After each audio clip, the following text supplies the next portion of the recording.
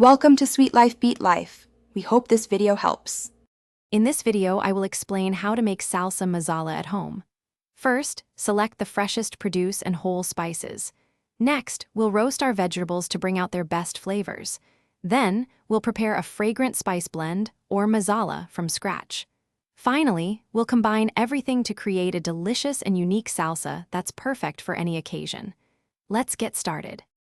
To begin, choose about 1.5 pounds of ripe tomatoes, 1 large onion, and 2 to 3 peppers, such as jalapenos or serranos.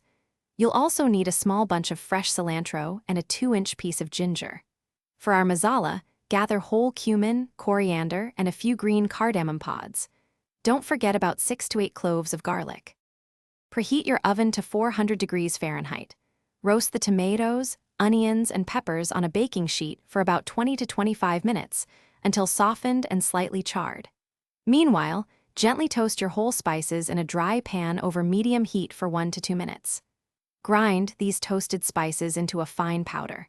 Once cooled, blend the roasted vegetables with the fresh cilantro and ginger. Now, combine your blended roasted vegetables with the freshly ground masala spice blend in a bowl. Stir everything together thoroughly.